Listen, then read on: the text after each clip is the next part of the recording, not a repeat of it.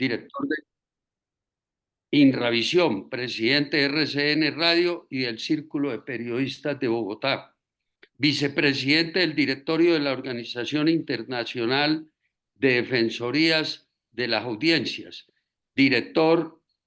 ha sido director de noticieros RCN Radio, Cinevisión, de las revistas Al Día y Elenco y de varios programas de televisión, columnista del Tiempo y del País, Premio Nacional de Periodismo CPB Guillermo Cano, Vida y Obra. Ha sido asesor del Instituto Anticorrupción de la Universidad del Rosario, profesor universitario y de posgrado, director de 34 tesis de grado. Ha sido comisionado por los presidentes Virgilio Barco, Belisario Betancur y Ernesto Samper para sus empalmes en el área de comunicaciones. Información complementaria. Gustavo Castro Caicedo en los buscadores se puede encontrar en Yahoo, en Bing, Google, Altavista, Laicos, Hispavista, Ascom, MSN o Baby Lord. Muchas gracias, Gustavo, por habernos aceptado esta invitación y yo creo que hoy va a ser una reunión muy interesante por todo el conocimiento que tienes sobre el periodismo y 40 libros de haber escrito.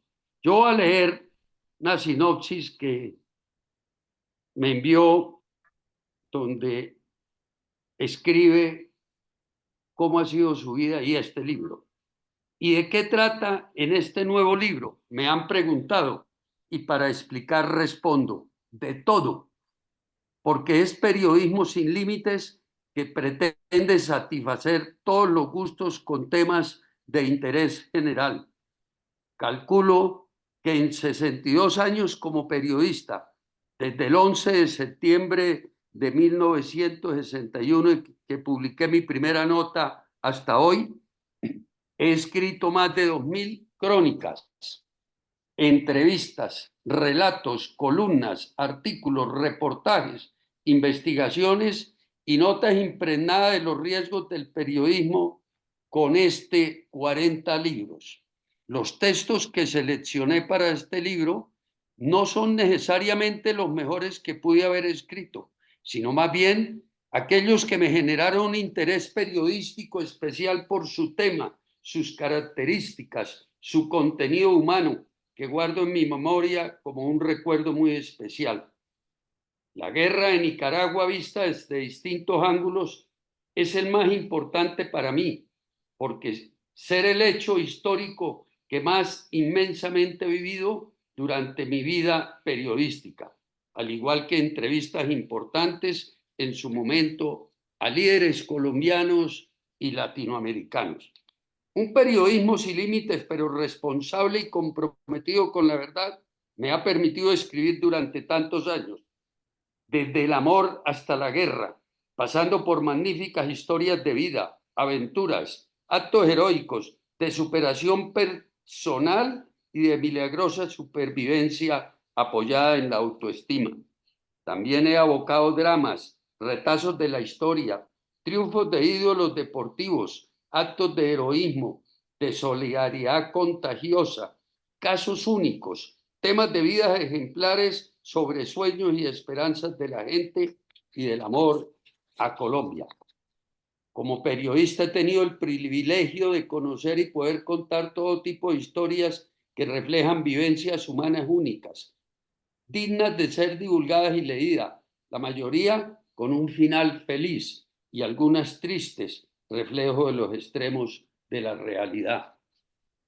Cuando uno como periodista transita un mundo informativo tan amplio como la vida misma y tiene la suerte de acceder a historias inagotables, desde el amor que todo lo puede hasta las tragedias humanas y las víctimas indefensas, las amables y apasionantes historias con final feliz, aventuras con sello increíbles o fantásticas, conquistas deportivas inéditas, entrevista a mujeres y hombres que señalada inteligencia, conocimientos y talentos, testimonios de actos de fe de mujeres maravillosas que salvan a Colombia, apasionantes hechos históricos poco conocidos y hasta temas donde prima el buen humor y otras protagonizadas por animales magníficos. En fin, lo dicho ya, de todo. Pero ese de todo implica conciencia periodística, independencia, respeto por las personas y por la democracia.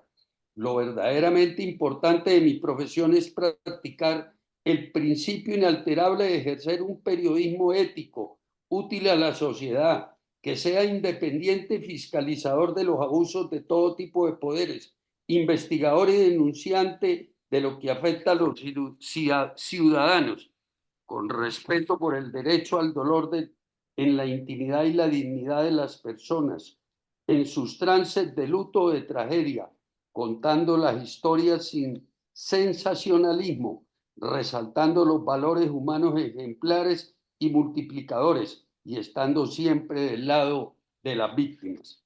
Eso representa no practicar un periodismo que destaque lo malo o minimice lo positivo, que desbalancea el ejercicio de la profesión con una visión negativa que hace daño, que contagia, que genera pesimismo.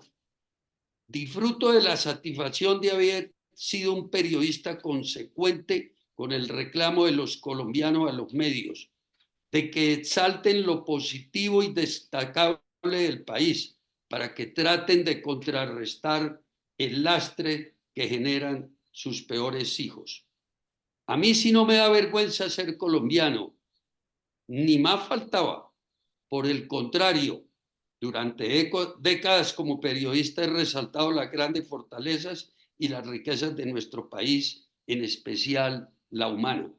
Pero algunos colombianos le indilgan todo lo peor y se confiesan avergonzados de Colombia, sin reflexionar que en su motivo real de pena no es el país, que es maravilloso, sino los actos indignos de malos hijos de la patria. Una minoría de colombianos corruptos, violentos, criminales y hasta de mercenarios internacionales, de quienes sí debemos avergonzarnos porque deshonran al país y lesionan su imagen. Durante mi vida periodística he sido estricto en dar a conocer a los lectores solo verdades, a tener respeto por los derechos de los protagonistas en sus alegrías o en su dolor.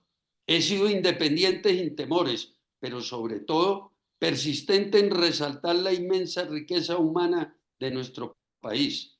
He sido persistente en descubrir, investigar y exaltar historias de colombianos talentosos con proyección internacional, pero poco o nada conocidos en Colombia. En estas páginas incluyo capítulos de vida de los dos grandes, Fernando Botero y Gabriel García Márquez, pero también de muchos otros valiosos científicos, ingenieros, artistas, deportistas, selectos de la música y el canto, y de otras figuras que han sido ejemplo de vida para los colombianos y cuyas ejecutorias han mitigado un poco las desdichas de la nación causadas por apátridas.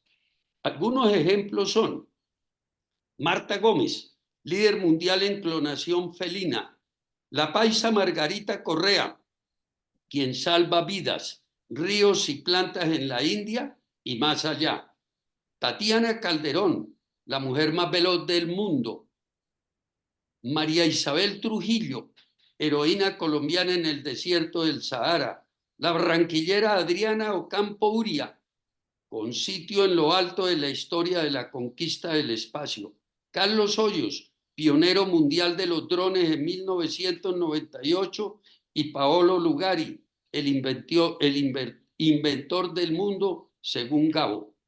He tenido la fortuna de realizar entrevistas internacionales exclusivas, cargadas de historia. Al expresidente Rodrigo Carazo me presionaron para que interviniera en Nicaragua. Disgusto en Venezuela por declaraciones que me dio Carlos Andrés Pérez. El médico Pedro Ramos me dijo: yo no mandé matar a Pedro Joaquín Chamorro. En Costa Rica planearon su muerte. Y otras descarnadas, con líderes colombianos como Álvaro Gómez, Belisario Betancur, Luis Carlos Galán o Antonio Navarro, que dijo: quien se dedica a la venganza nunca logra cerrar sus heridas. Historias dramáticas como al culebrerito de Armero lo arrastró la avalancha por ayudarle a la Cruz Roja. En Armero, la mayor operación de rescate con helicópteros en el mundo. El avión cayó en alta mar y Ricardo invocó a Dios y a su madre. Colombia 5, Argentina 0. Cada gol nos costó 17 muertos y 140 heridos, o cuando Limbima se convirtió el aliado del demonio diminuto. Algunas de las historias intermedias entre el amor y la guerra han sido 2 colombianas y un colombiano jueces de Donald Trump. La fama le causó a J. Mario Valencia el exilio en Estados Unidos y la ruina. Los milagros inéditos del Papa Francisco en Colombia. Pacho H., el papá del famoso tal cual de la TV. La entrega del Nobel a García Márquez que frustró a Colombia. 2 colombianos, un niño de 9 años y un policía, conmovieron a Miami en 1977 y en 1989. No me he caracterizado por ser un periodista valiente.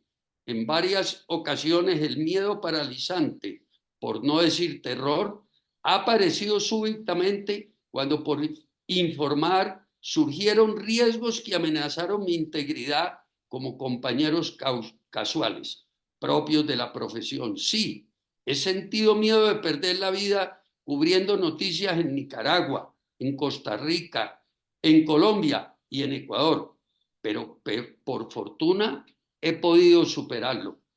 Dios me ha dado varias segundas oportunidades que me enseñaron a comprender el verdadero valor de la vida y esos hechos que me templaron el espíritu y que en su momento me angustiaron, hoy son apenas unas anécdotas. En Nicaragua viví mis experiencias periodísticas más dramáticas. Una en el terrible terremoto que asoló a Managua en la Navidad de 1973 y otras que titulé En la guerra, bajo las balas y las bombas, no dan recibos. Terror por bombardeo somocista que frustró rueda de prensa. Y otras como el día cuando nos llevó el M-19. Yo era el periodista más asustado. Algunos medios registraron algunos de mis sustos así.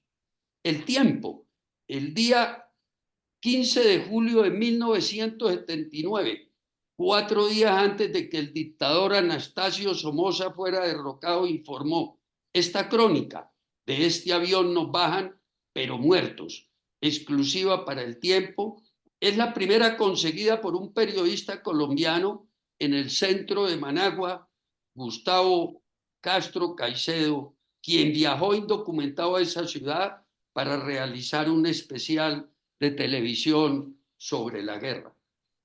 El Espectador, el 16 de febrero de 1981, contó: un comando del movimiento 19 de abril, llamado M-19, secuestró ayer a los periodistas Gustavo Castro Caicedo del Tiempo y José María Romero, director de la agencia Colombia Press.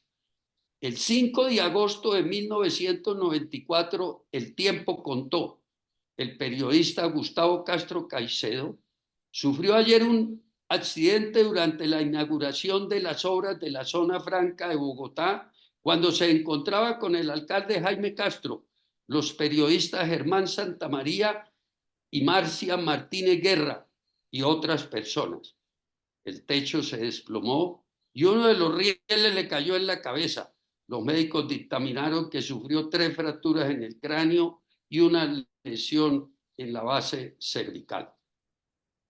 He tenido el gusto de relatar hechos deportivos apasionantes como Historia de una locura, traer a Mohamed Ali, el más grande, de puños demoledores, a boxear en Bogotá en 1977. Colombia con más de 400 títulos mundiales de patinaje y 843 medallas de oro, plata y bronce en campeonatos mundiales, representa una de las 5 grandes proezas en la historia del deporte universal. También incluí en el libro, si existiera ese premio, Fernando Botero hubiera sido Nobel en Bellas Artes. Fernando Gaitán con Betty la Fea conquistó más de 100 países, identificado el hombre de la zorra y fue declarado ciudadano del año. En 1944, el barítono Carlos Julio Ramírez abrió el camino a los colombianos en Hollywood.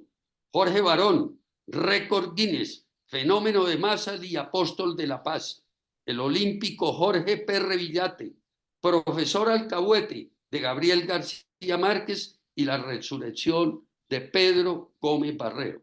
Me han apasionado muchos capítulos importantes de la historia y registro estos en el libro.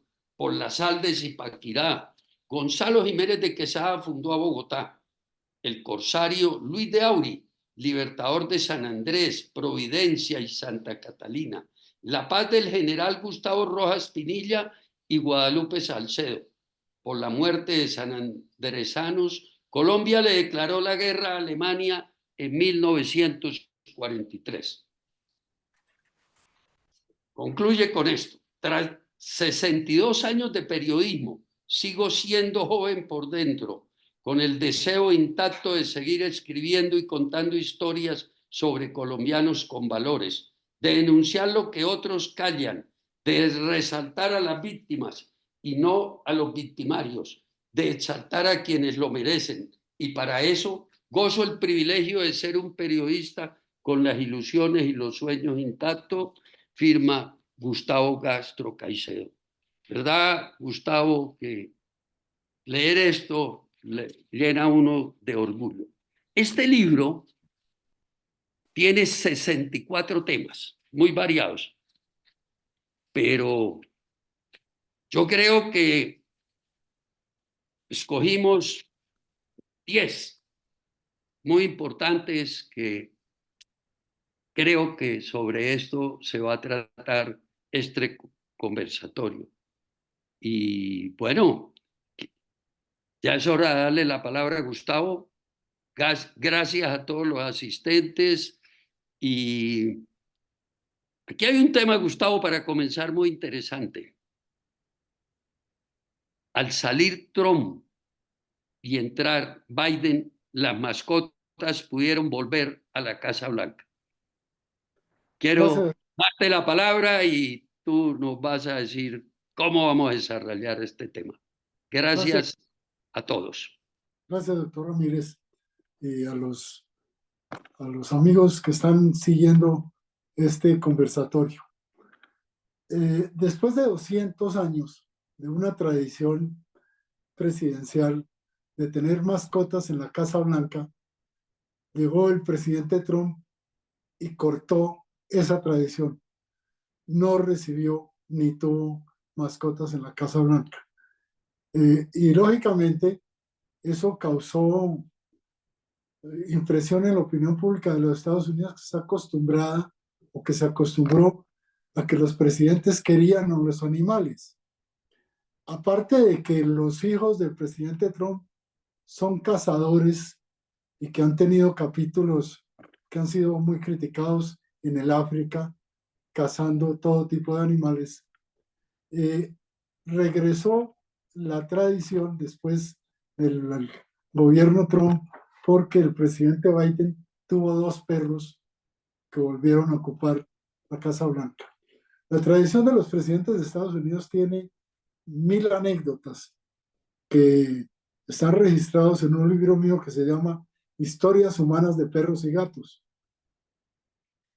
Hay capítulos como el del presidente Abraham Lincoln, que en una reunión que tuvo en la Guerra de Secesión con sus militares, con sus generales, en una casa de campo, al entrar a la casa de campo vio a un gatico flaco, desnutrido, y frenó a los generales, dijo un momentico, alzó al gato y le dijo a uno de los generales, ¿qué pasa con este gato? El general que ocupaba esa casa le dijo, no, son 6 gaticos con una gata. Dijo, no, no me hable más, hágame un favor. De aquí en adelante usted se retira de la guerra y se dedica a cuidarme a esos gatos. Era un hombre que amaba mucho a los animales.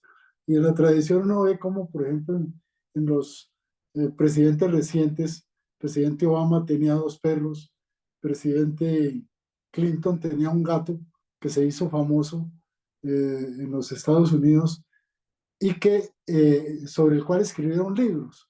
Esa tradición de las mascotas en Estados Unidos tiene mucho que ver con el sentimiento de los estadounidenses que tienen, el 60% tienen mascotas en su casa.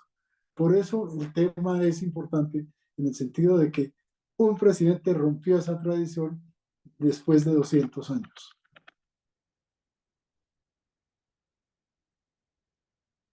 Muy interesante, Gustavo, esa anécdota de Trump y Biden y las mascotas. Hay algo que yo creo que todos los colombianos lo recordamos, lo vivimos, lo gritamos. Colombia 5, Argentina 0. Pero lo que quiero que nos cuente es, cada gol costó 17 muertos y 140 heridos. Algo que a mi criterio no puede suceder en el deporte. Desafortunadamente, a veces el deporte se toma con una pasión inusitada que desborda todos los límites de la decencia y de la seguridad y el respeto. Uno encuentra que actualmente en un estadio el hecho de usar una camiseta de un equipo contrario pueda representar la muerte para un muchacho. O simplemente ni siquiera en un estadio, sino en la calle. Los niveles de violencia que hemos llegado en Colombia son terriblemente graves. Y a eso no se escapó el triunfo de Colombia sobre Argentina, el famoso 5-0. Esa noche, el desbordamiento de muchas personas alicoradas causó esa tragedia. 17 muertos y 140 heridos por cada gol que Colombia le hizo a Argentina.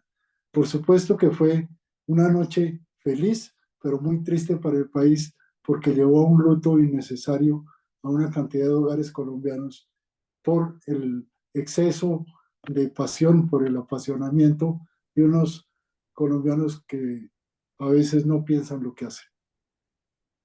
Yo creo que en eso hemos evolucionado mucho a favor. Pues hace 3 noches, 4 noches, celebrábamos el triunfo del Atlético Bucaramanga sobre el Independiente Santa Fe.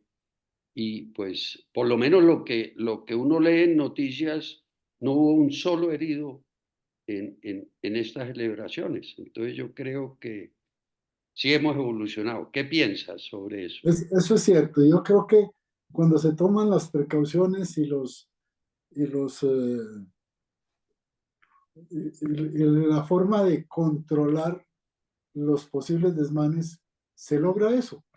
Y en ese caso las autoridades estuvieron muy atentas y lograron una feliz combinación de su equipo, el Bucaramanga. Bueno, siquiera que en eso hemos progresado, aunque pues no deja uno de ver que suceden cosas en estadios, pero bueno. Eh, este tema, Gustavo, tengo entendido que es no sé si el que más, pero uno de los que más le ha apasionado al escribirlo. De este avión nos bajan, pero muertos. Terror por bombardeo somocista que frustró ruedas de prensa.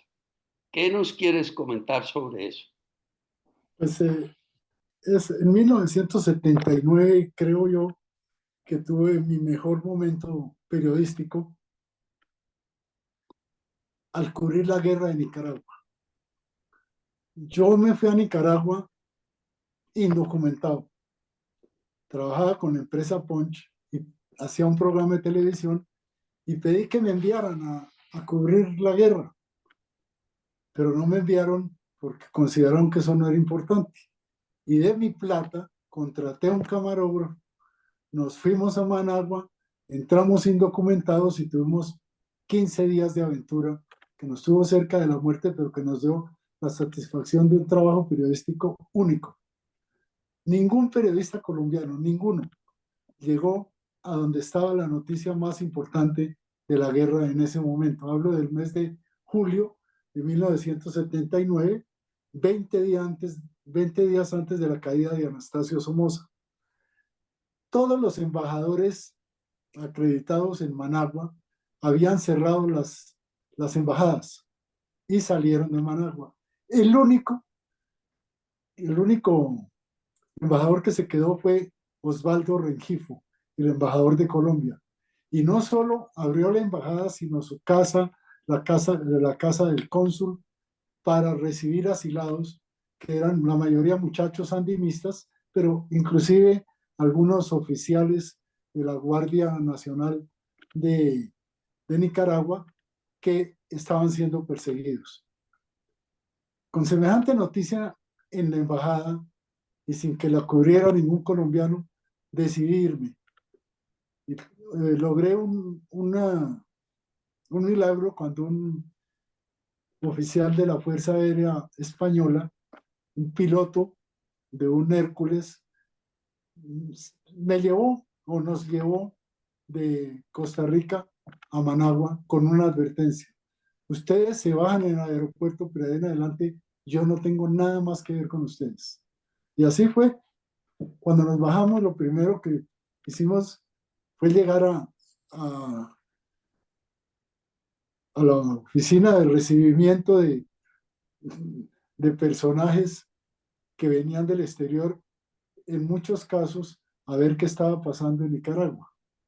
En inmigración, cuando vieron que no teníamos pasaporte, nos llevaron a una oficina y el que nos llevó dijo, ustedes me esperan aquí un momento.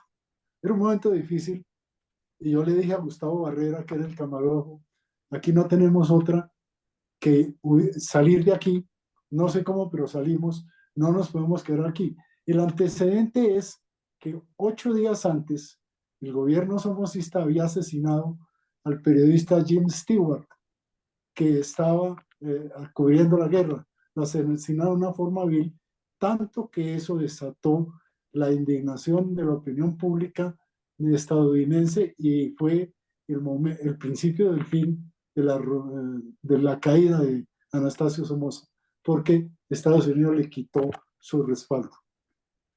Cuando salimos del aeropuerto, en la entrada había gente que quería viajar, pero era imposible, que eran tumultos de gente y no podían salir. Había un señor que nos dijo, ¿en qué les puedo servir? Yo le dije, tenemos afán de llegar a la embajada de Colombia en Managua. Digo, sí, pero eso le vale $100. Y no hubo otro remedio, pagarle los $100 y llegar a la embajada después de unas aventuras que realmente nos tuvieron muy inquietos, porque en cada retén de la guardia somocista lo primero que hacían era mirarle a uno los codos y las rodillas. Si las tenía raspadas era porque era guerrillero y ahí mismo lo fusilaban. Así fuimos pasando distintos retenes. En uno nos pidieron el pasaporte y el señor el guardia que lo miró al revés. Seguramente no sabía leer. Al fin llegamos a la embajada y ya nos sentimos tranquilos. Después de estar en la embajada y ver el drama que manejaba el embajador Osvaldo Rengifo, decidimos salir a la calle y tuvimos unas experiencias duras, como el bombardeo del barrio El Dorado, donde murieron muchos nicaragüenses que fueron arrumados al borde del lago Managua. Allá llevaban los cadáveres de los muertos. Tuvimos 3 días teniendo bombardeos y la incertidumbre de que seguramente nos iban a pescar y que no podíamos salir de Managua. Un valiente cónsul de Colombia decidió que él nos iba a ayudar. Se contactó con una estadounidense que era directora de alguna fundación humanitaria. Y ella le contó que había un avión de la Cruz Roja, un avión suizo de la Cruz Roja que llegaba a entregar medicamentos y que de pronto ahí nos podíamos salir de alguna forma. Y efectivamente este cónsul, arriesgándolo todo, nos llevó en un jeep y entró por la puerta militar del aeropuerto, si no estoy mal, Las Mercedes. Eso no se le había ocurrido a nadie. Y sacó su credencial y dijo, somos de la embajada, vamos a recibir unos documentos. Siguió con su jeep, nos dejó en la puerta del avión y dijo, de aquí en adelante lo demás corre por su cuenta. Y se fue. Había unas escalerillas con tubos, como los tubos de la tubería, y nos subimos al avión, un avión muy grande, y cuando estábamos arriba apareció el piloto y dijo, ¿ustedes qué hacen aquí?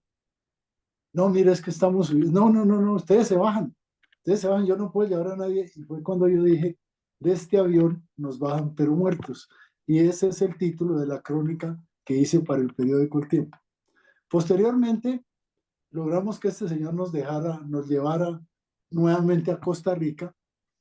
En Costa Rica nos fuimos a la frontera de Nicaragua con Costa Rica y conseguimos una cita con Edén Pastora, el comandante cero, para una entrevista a través de un radioaficionado. La cita era a las 10 de la mañana del 15 de julio de 1979. Y cuando nosotros estábamos pasando el puente del río Las Vueltas, que era el de la frontera, aparecieron dos aviones homocistas y comenzaron a ametrallar sobre la carretera. La vimos muy, muy cerca. La vimos muy cerca. Era un pequeño caserío donde había muy poquitos habitantes. Había unos 6 guardas civiles con fusiles. No tenían ni siquiera ametralladoras ni cañones. Y así enfrentaron a los aviones y tuvimos la suerte de que se desgajó un aguacero y los aviones desaparecieron. Ese fue el segundo gran susto del cubrimiento de la guerra en Nicaragua. Posteriormente tuvimos la oportunidad de entrevistar a unos muchachos sandinistas y después de varios días de penitencia en la región, regresamos a Costa Rica y de Costa Rica a Bogotá 3 días antes de la caída de Somoza y el material que grabamos se convirtió en un archivo nacional e internacional.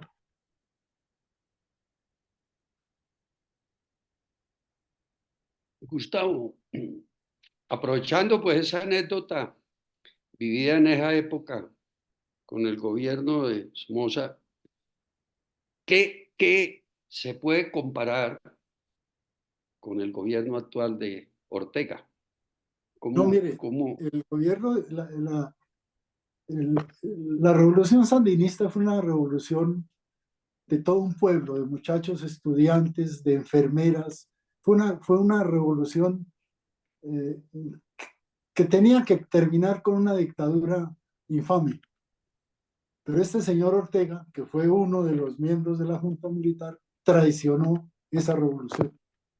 Yo no conozco un político que haya traicionado más a su pueblo que este sanguinario Ortega, que manda hoy en Nicaragua con su esposa, porque son los dos reyes modernos del país. Esa traición a la revolución sandinista fue echarle tierra a más de 10.000 muchachos muertos, a miles de familias de luto que lucharon para conseguir la libertad. Lo que ha hecho Daniel Ortega es para mí lo más miserable que puede hacer un ser humano.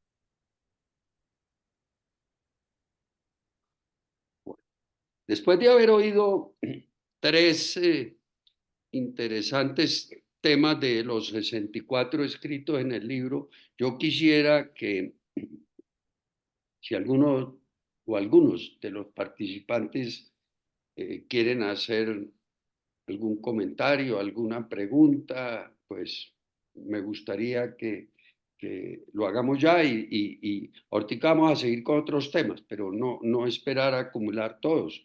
Entonces, no sé si alguien quisiera pedir la palabra y hacer algún comentario.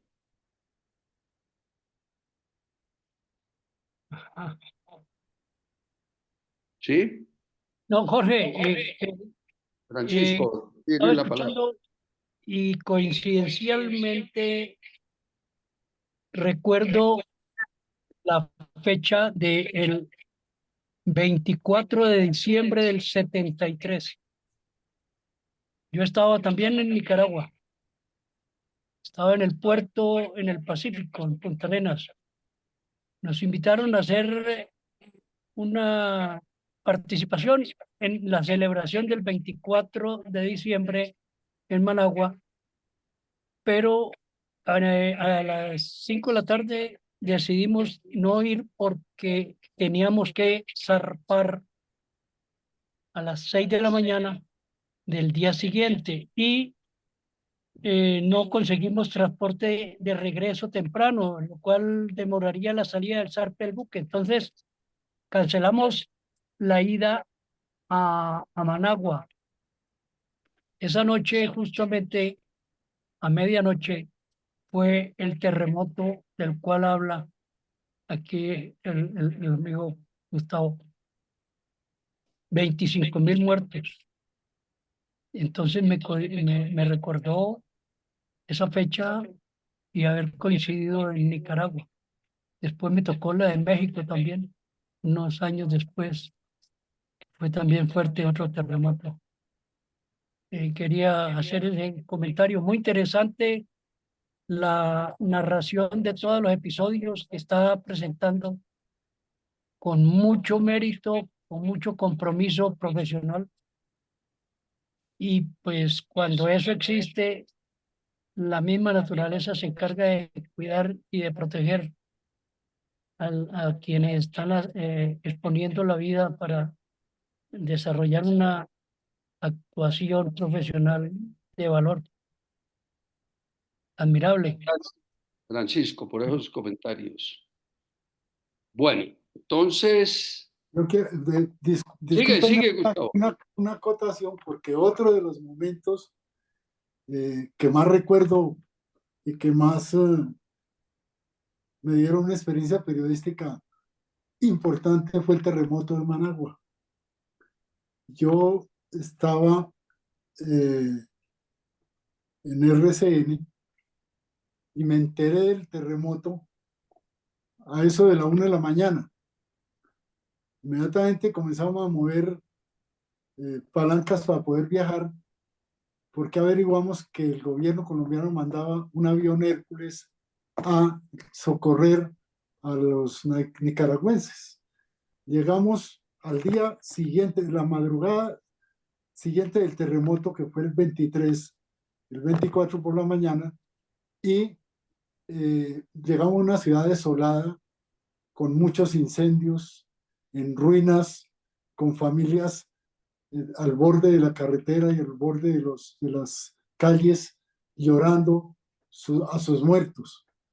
Y los momentos siguientes fueron dramáticos, porque las réplicas del terremoto fueron muy duras y se repitieron durante ese tiempo.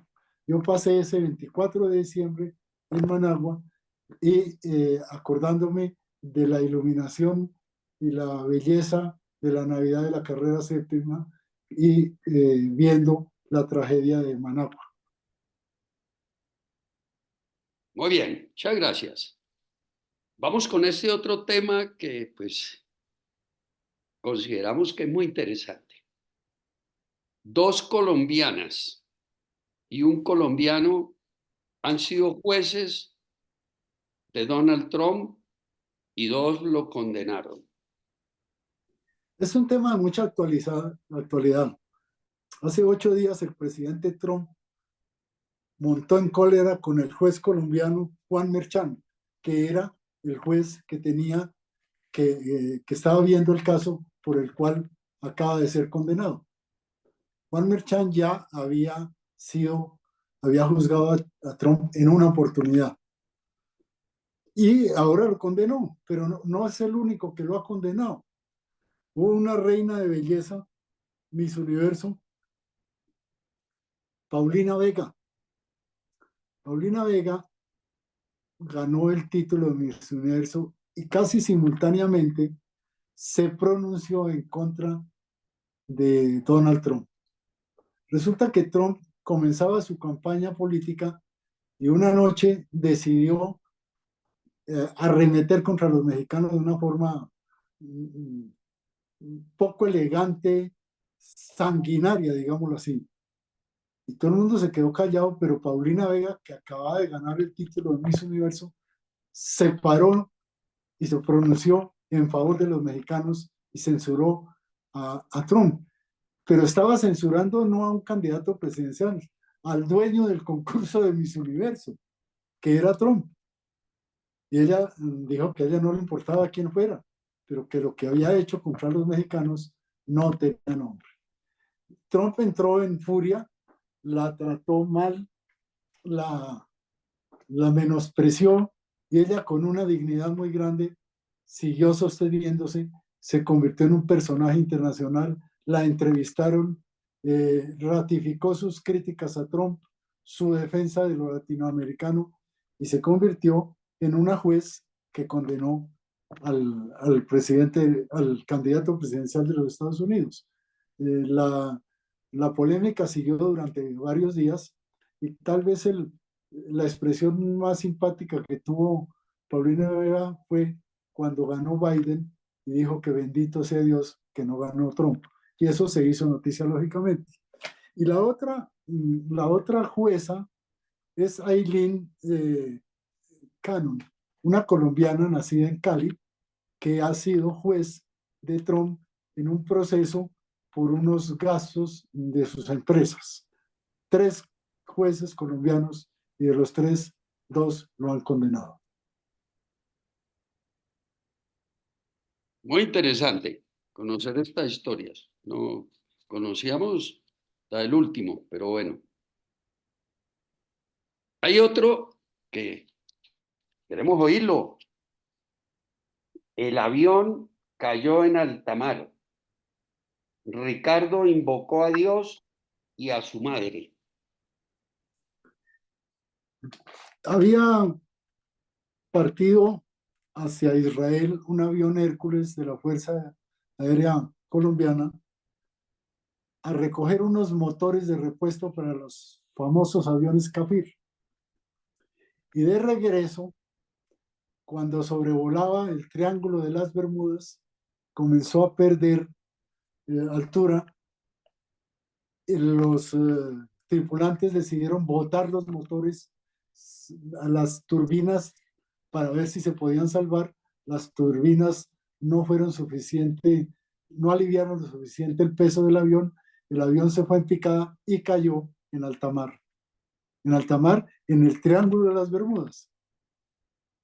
Venían 8 tripulantes y un periodista. El avión no se hundió inmediatamente, sino que flotó un poco y la decisión fue ponerse chalecos salvavidas y lanzarse al mar. El periodista Ovidio Peter Charria, que venía en el avión, había hecho el viaje a cubrir la traída de los motores, entró en pánico y no se quiso poner el chaleco ni se quiso botar del avión porque decía que se iba a morir ahogado. Y lo grave es que el avión se hundió con él. Fue uno de los muertos, los otros con el impacto del avión contra el agua murieron. Quedaron vivos un general y dos tripulantes. Uno era Ricardo Quintero, un muchacho en esa época de 28 años, que era sargento de la Fuerza Aérea. Ricardo se puso el chaleco, el otro señor también, pero el otro señor le decía a Ricardo, nos vamos a morir Y Ricardo le decía, no nos vamos a morir.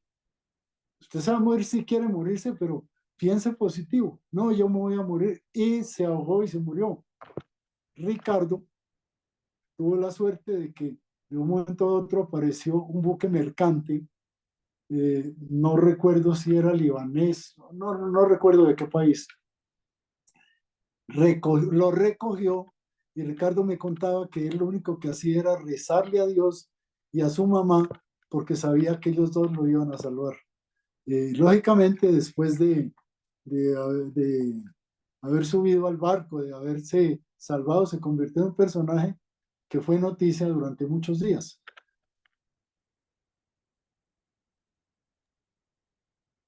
Muy bien. Esta otra es muy interesante porque pues, pienso que muchos colombianos y específicamente los que estamos acá no lo sabíamos. El colombiano Carlos Hoyos, pionero de los drones en Estados Unidos. ¿Cómo es esa historia? Hay tantos colombianos con cosas magistrales que uno a veces se aterra de que sus vidas no sean conocidas aquí. Una de las preocupaciones mías como periodista ha sido desde muchos años atrás buscar colombianos que sean personajes mundiales y que no los conozcamos nosotros. Carlos Hoyos es uno de ellos. Carlos Hoyos era un muchacho camarógrafo en Caracol Televisión, muy inquieto. Un día decidió irse a los Estados Unidos porque tenía muchas ideas y quería desarrollarlas. Estando en los Estados Unidos se inventó el helicóptero, que era un helicóptero a control remoto al cual le montó una cámara de fotografía y tomaba fotografías aéreas y lo comenzaron a contratar para hacer fotografías aéreas. Posteriormente, Carlos le montó una pequeña cámara de cine, de video, al helicóptero y comenzaron a contratarlo en Hollywood, la Metro Goldwyn Mayer, la Paramount, es decir, las productoras de cine de los Estados Unidos. Este muchacho ganó mucho dinero, se convirtió en un personaje importante de grandes, de gran publicidad ante la opinión pública de los Estados Unidos, pero increíblemente en Colombia no lo conocían. Cuando yo lo contacté y me contó su historia, la incluí en un libro que hice que se llamaba Lo mejor de Colombia.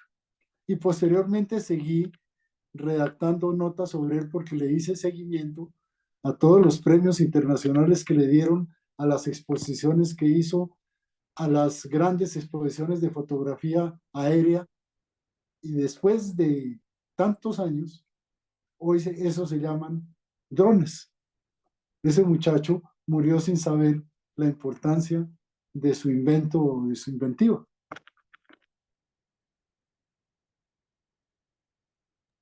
Excelente. Yo creo que muchos de los colombianos no conocíamos esta historia. Bueno, preguntas. Hay tres temas nuevos de las dos colombianas, el colombiano de los jueces de Donald Trump, el avión que cayó en alta mar, que venía de Israel con repuestos para aviones, y la del colombiano Carlos Hoyos. Abrimos un espacio, si alguien quiere hacer algún comentario o alguna pregunta sobre estos tres temas, bienvenido.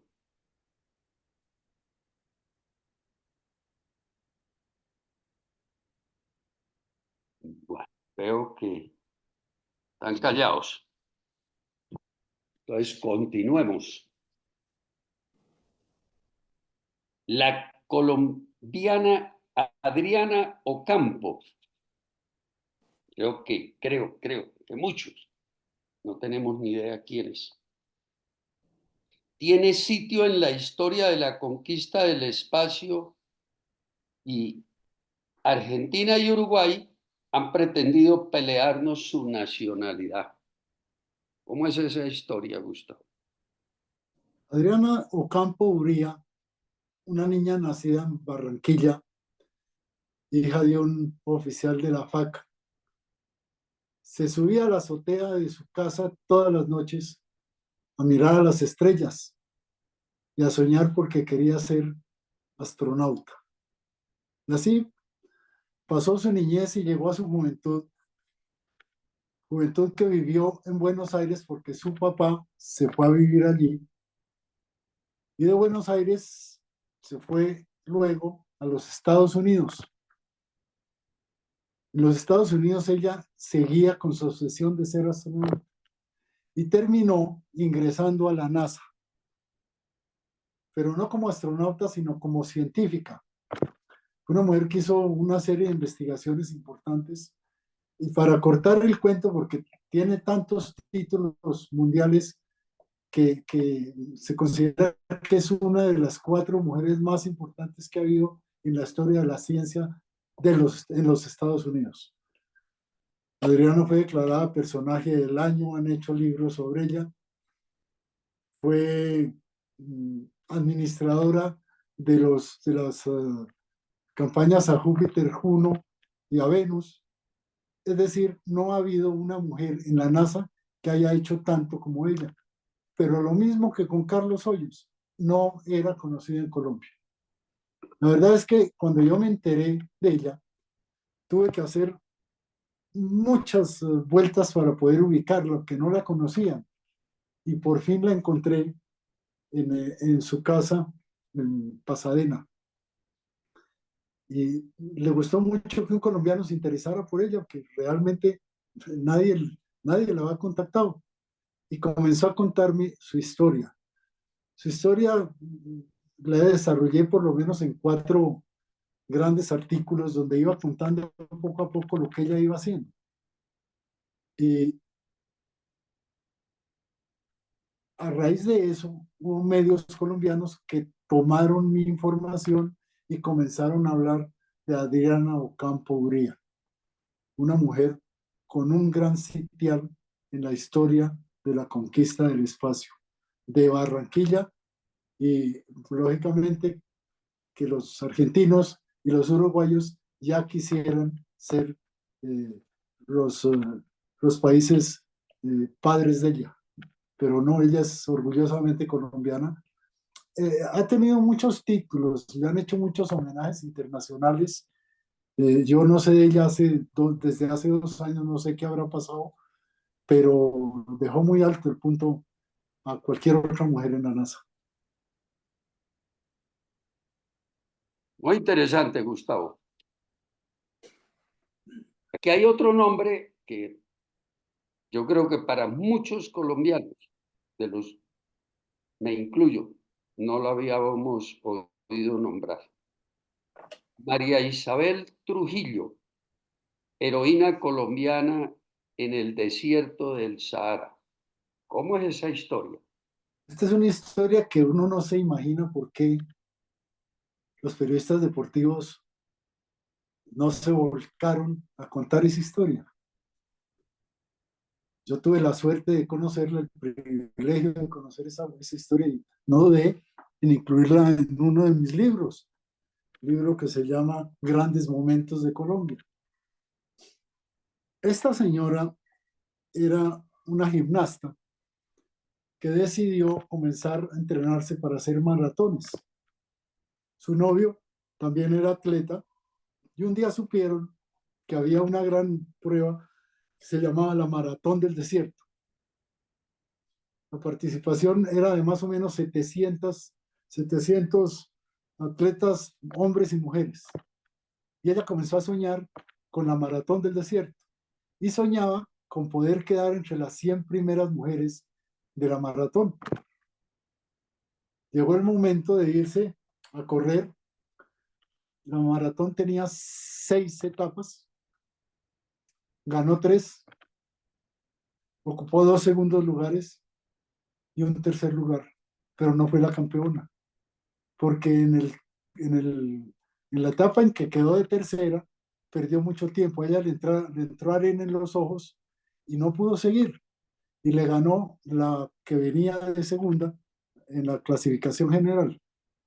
Esta mujer recorrió el desierto con los pies ampollados, con soles candentes, con fríos terribles en la noche, lo mismo que todas las otras, pero se ganó 3 de las 6 pruebas, quedó de segunda en 2 y quedó de tercera en 1.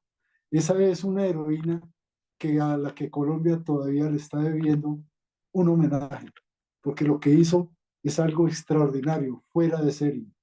Una mujer sencilla que, según entiendo, sigue practicando el atletismo en Antioquia. Ella es oriunda de Medellín. No, historias interesantes que no conocíamos de colombianos. Por la sal de Zipaquirá, Jiménez de Quesada fundó a Bogotá. Interesantísimo. A Jiménez de Quesada le encargaron que hiciera un recorrido por el río La Magdalena para buscar el nacimiento del río donde supuestamente estaba el Dorado. El Dorado que los españoles buscaban con afán y que lo ubicaban en distintos sitios. Jiménez de Quesada salió de la costa con 800 soldados, 600 por tierra y 200 por el río. Y fueron avanzando, avanzando, avanzando, hasta que llegaron a su departamento, doctor Ramírez. Llegaron a Barrancas Bermejas. En Barrancas Bermejas se cruzaron con una lancha, con una canoa, no sé cómo se llame, en la que iban unos indígenas. Los indígenas, al ver a los españoles, se botaron despavoridos de la canoa y los españoles cogieron esa canoa y encontraron, entre otras cosas, unos papagayos, unas mantas y unos panes de sal. Hagamos de cuenta lo llamaban panes de sal, eran unos panes muy grandes de sal compacta. Y Jiménez de Quesada, con su intérprete y traductor, que era un indio que conocía todas las tradiciones, le contó que esos panes de sal eran muy importantes porque era el que surtía la sal para los indígenas, los cambiaban por oro y esmeraldas. Y entonces, esa piedra natural que Jiménez de Quesada dijo, ¿yo qué voy a hacer a buscar el dorado si el dorado está donde están los oros, el oro y las esmeraldas que cambian por el pan? Y entonces se desvió de Barrancas Bermejas a la sabana de Bogotá a buscar el pueblo donde estaba ese tesoro que se llamaba Zipaquirá con Z, con C. En esa época lo escribían con C. Los indígenas en el trayecto de Jiménez de Quesada, desde que partió de Barrancas Bermeja, fueron sumisos y fueron dejándose conquistar. En muchos casos murieron algunos que intentaron sublevarse. Al llegar a la sabana, muy cerca de Zipaquirá, en un sitio que se llama Tibitoc, los indígenas muiscas opusieron resistencia y le ganaron a los españoles, los hicieron huir hacia el sur, hacia el norte. Llegaron a Cajicá, después a Chía, y finalmente Jiménez de Quesada, que no logró conseguir el tesoro del Dorado, supo que en Tibusaquillo seguramente estaba concentrado todo el oro y las esmeraldas que cambiaban los indígenas por la sal de Zipaquirá. Entonces decidió irse a Tibusaquillo y un tiempo después fundó allí a Bogotá con Nicolás de Federman cuando se unieron y fundaron a la ciudad de Santa Fe de Bogotá. El título del artículo, que es una historia que yo estuve investigando durante un poco de tiempo, pues es ese. Gracias a la sal de Zipaquirá fue fundada Bogotá. O si no, sí, seguramente se estaría donde está Cali o estaría donde está Popayán, quién sabe dónde. Fue un caso fortuito lo de la fundación de Bogotá. Fue histórico y muchos no lo conocían. Entonces, sobre estos tres temas, la colombiana Adriana Ocampo, María Isabel Trujillo y por la sal de Zipaquirá, ¿alguien quiere opinar, preguntar?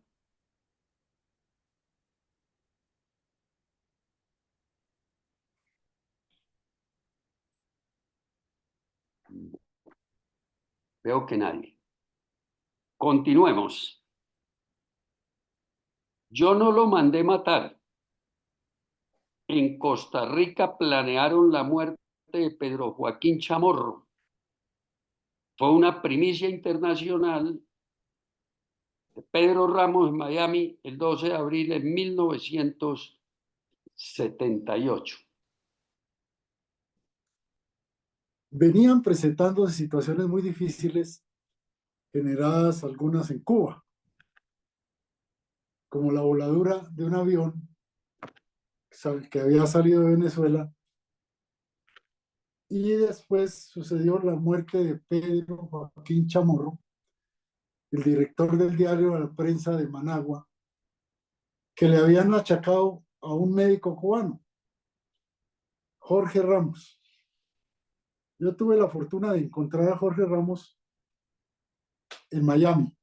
Él nunca había querido dar declaraciones sobre el tema y lo convencí de que me contara la historia de por qué a él lo acusaban de haber mandado matar a Pedro Joaquín Chamorro, que era el periodista más importante que había habido en Nicaragua, el dueño del diario La Prensa. Él me contó toda su experiencia, y tal vez eh, a él lo inculparon porque él era amigo personal de Orlando Bosch, a quien acusaron de volar de, el avión que salió de Caracas, donde murieron todos los pasajeros. Me juraba que él no tuvo que ver con la muerte de Chamorro, y que en efecto él era amigo de Bosch y que había sido su gran amigo, que solamente ese era el pecado que había cometido. Y me comentó que lo que él sabía, y hasta donde sabía, fue una descripción de cómo en Costa Rica fue donde se fraguó el asesinato de Pedro Joaquín Chamorro, y estas declaraciones de Ramos, que era un médico, se convirtieron en una noticia internacional.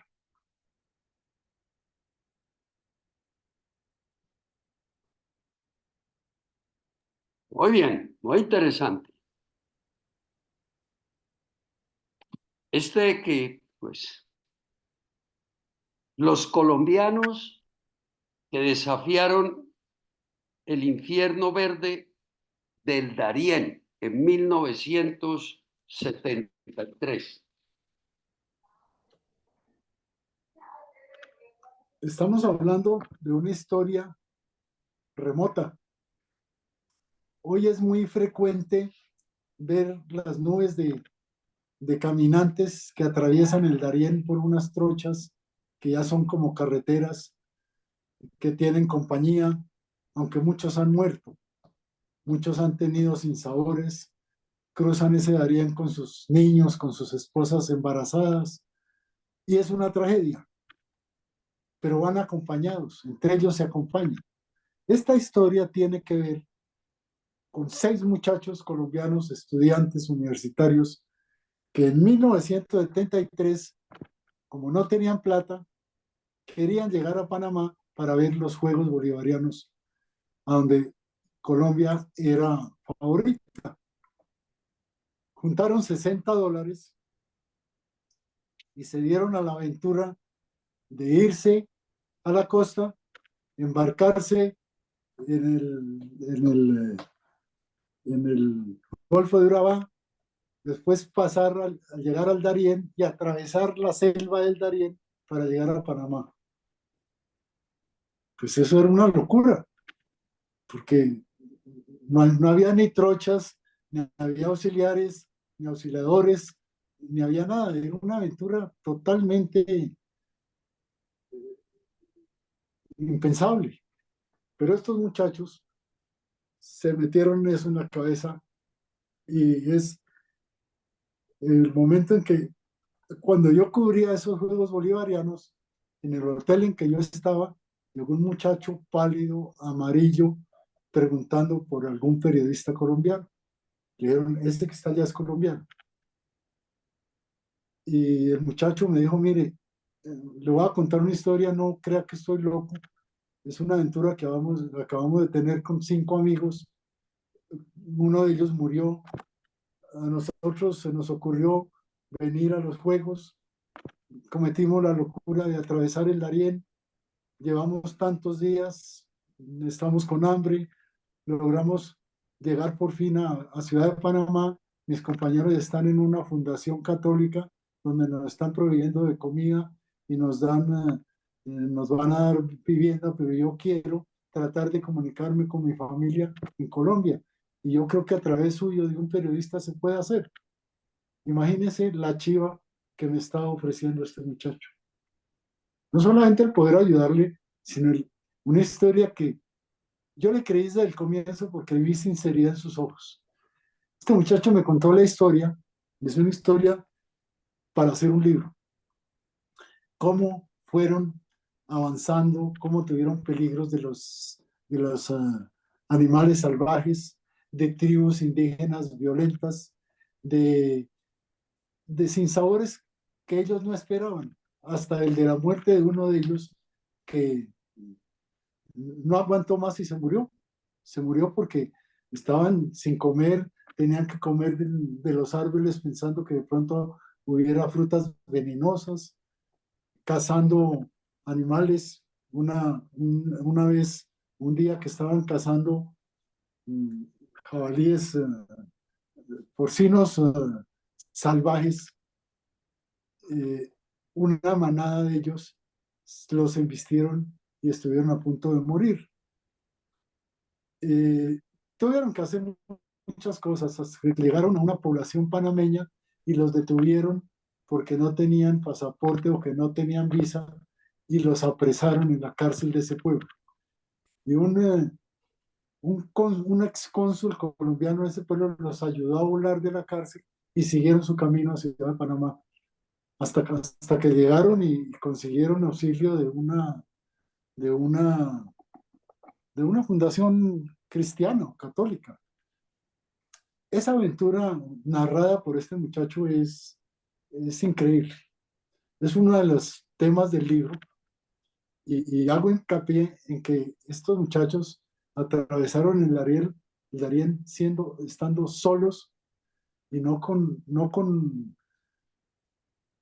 con las características que se atraviesa el Darién, donde hay miles de personas, donde se puede auxiliar a una familia, pero lógicamente sin los peligros que se corren hoy cuando los mercaderes de la muerte se encargan de asesinar o de convertir en portadores de droga a los desgraciados y desafortunados que se deciden atravesar el Darién en búsqueda de un mundo mejor para llegar a la frontera con Estados Unidos.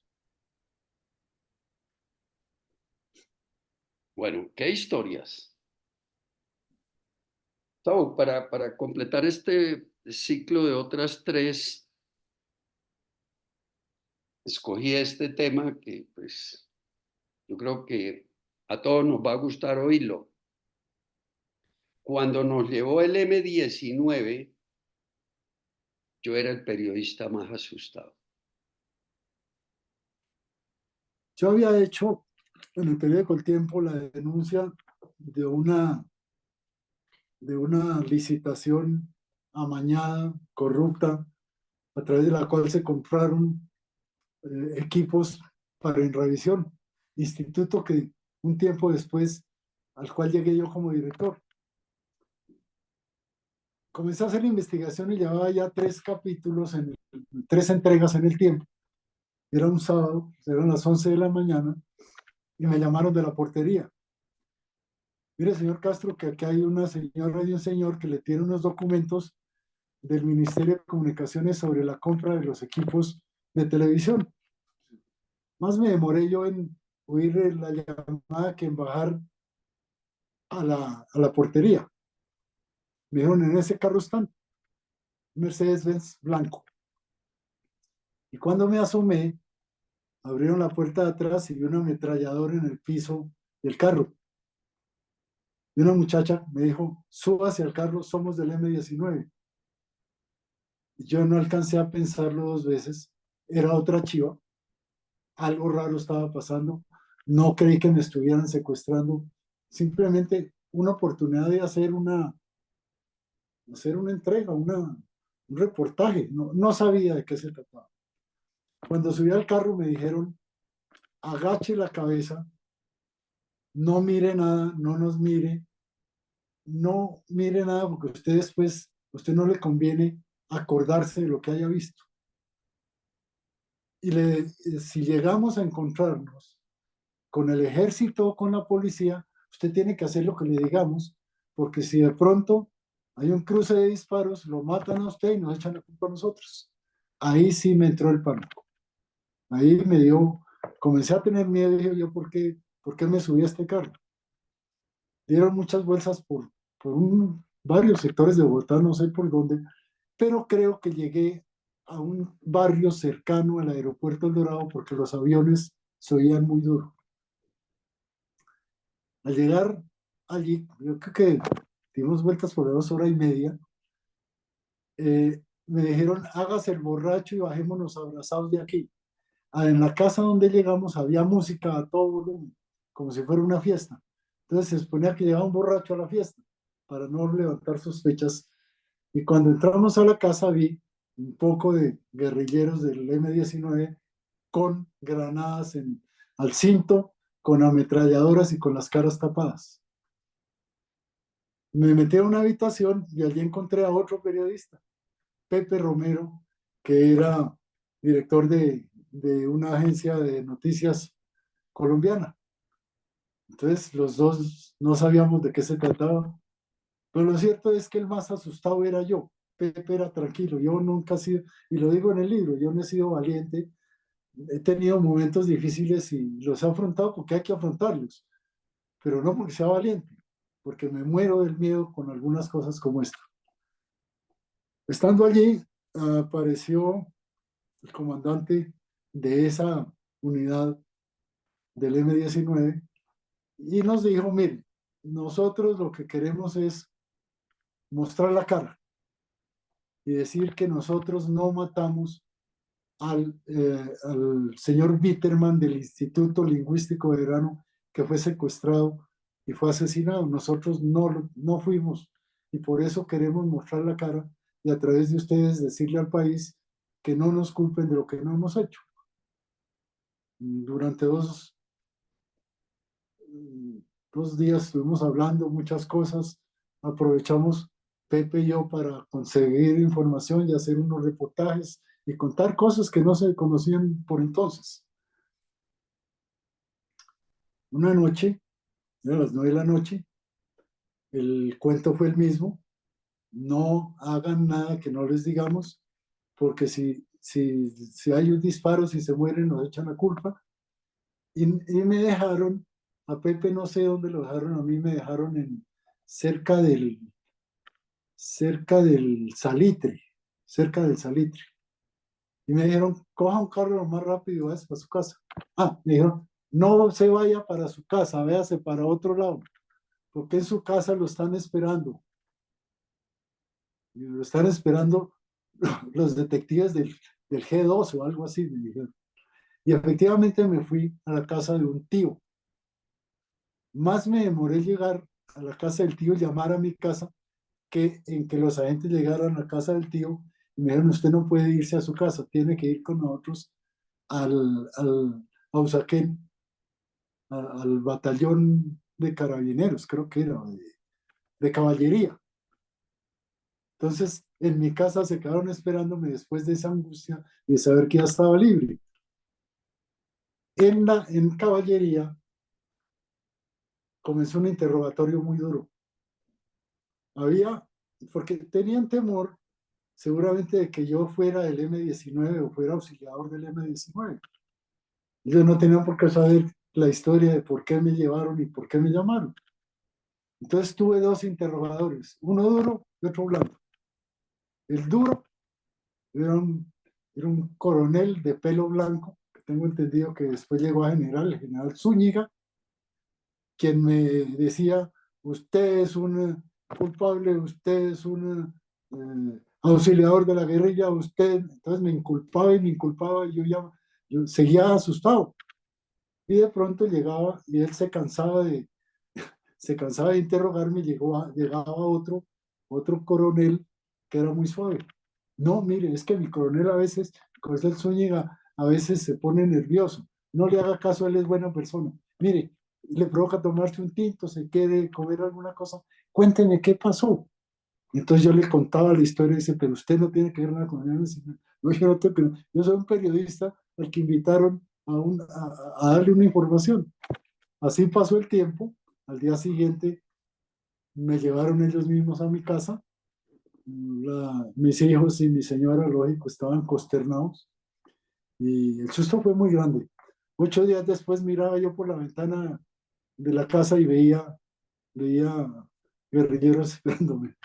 Estaba obsesionado con eso.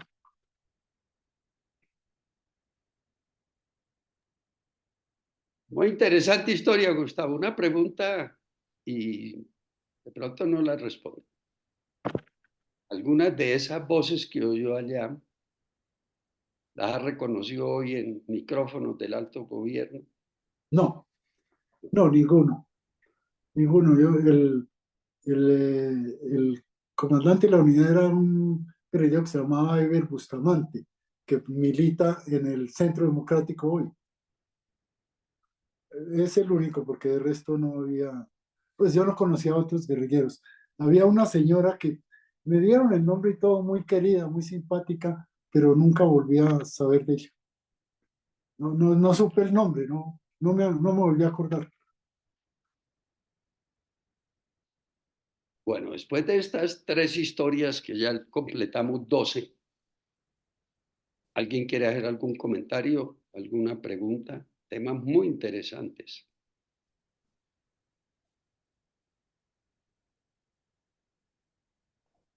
Tan tímido, Gustavo, nadie. Hay soledad. Qué bueno Sí, que haya participación de alguien. como decían en mi tierra, el que calla otorga. Gustavo, ¿estás cansado o No, hacemos señor, otro? yo no me canso y menos de hablar de periodismo. Yo estoy muy contento y yo creo que el resto de personas también. Vamos a hacer el último ciclo. Esta yo creo que no la conocemos. José Ricardo, el niño colombiano que conmovió a Miami en 1977. Yo por lo menos no me acuerdo de eso. José Ricardo es un niño que yo encontré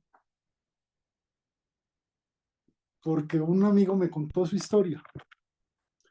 Yo trabajaba en la revista Cromos y vi que había un niño, José Ricardo, que tenía un problema